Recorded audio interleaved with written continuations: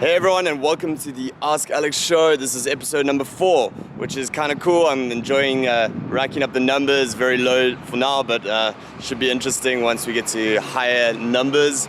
And I'm out here in Vientiane in Laos, where I'm doing a bit of traveling before I head over to Vietnam, where I'm going to check out the whole teaching scene there, which should be really interesting. So today's question comes from someone called Sam. Thanks for the question, Sam. And the question is, how can you get the criminal records check for teaching English abroad as quickly as possible? Now, this is a really good question because especially for the United States, the FBI background check can take a long time. So you want to be doing this as quickly as possible because it can take up to 3 or 4 months if you don't do it in a way that's quite fast, you know? So for the most part, there are a few different ways of doing it. And I'll just go with America first, the United States, because most people that are watching this will be from the States, but I'll touch on the other countries too quickly. So basically, the quickest way to get it done is through a channeler. Now, there's a couple of different companies that you can do this through.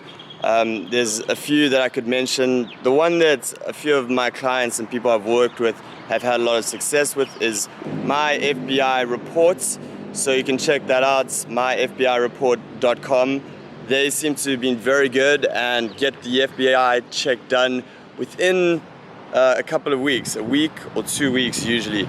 And that's really good because if you just send off your fingerprints to the Department of State, it can take up to 3 or 4 months to get it done.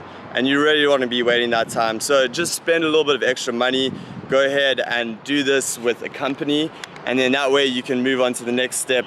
Just go ahead and get it apostilled, which is basically certifying it as an official copy, and do that with your degree too. And then you can get the whole documents process done like within a month. So that's really nice, whereas, you know, some places, you know, if you just send it off, it's going to take a long time. The other option is there seems to be places in the States that they've started to automate this process so that you can actually go in and get it done electronically, get your fingerprints taken electronically, and then it only takes a couple of days. Now, this isn't available everywhere, so go and do a little bit of research in your area if they've got something like that, because if you can do that, then that's awesome, you know, get it done, bam, really quickly. Just make sure it is a national level check. You don't want just in your state or anything like that.